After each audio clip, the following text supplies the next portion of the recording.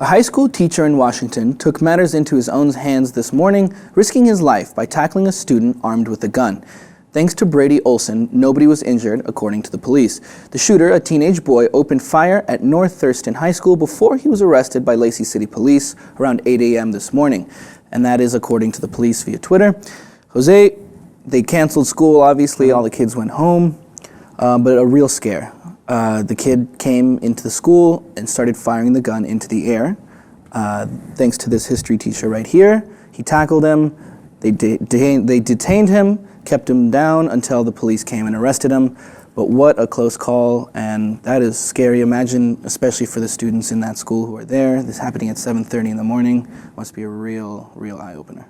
It is. I mean, every time that we hear it, gladly there were no victims in this case, and I think what is important is to learn that some, in other cases, have bring forward the idea that in order to prevent any shooting at any school, you need firearms.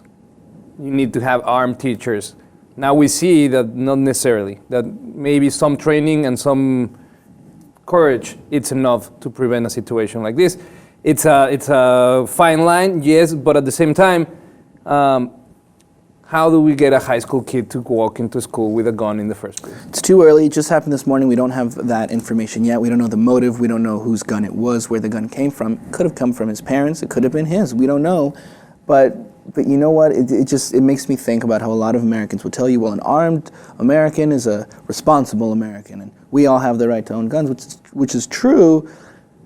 But we know where these guns end up a lot of the time, and it's not in the hands of a responsible American who's just got a gun on his waist while he's ready to protect himself, because that's not the case here.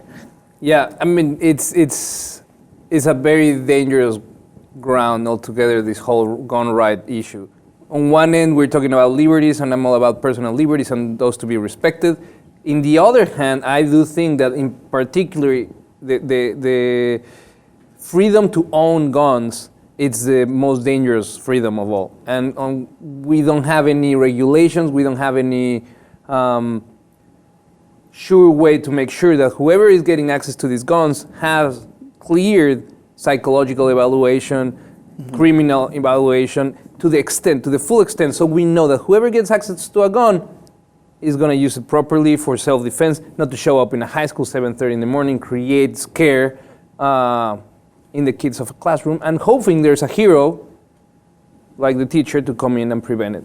The fact that he shot to the air, maybe this is just a call for attention. Call for help, maybe. Or call for help. Hopefully, that's another big issue that this brings, mental health issues, and how these young kids maybe are not being supported and given the opportunity to deal with their problems, and they lash out with a gun, and they hopefully this doesn't happen. It's normal. Everyone has periods in their lives where they're troubled, but the fact that in this country, given these liberties that you're talking about, taking a gun and threatening people's lives is an option. So what do we need to do? I mean, do schools, because this already exists, we have schools that have metal detectors in the entrance. There's even schools here in Los Angeles who are like that.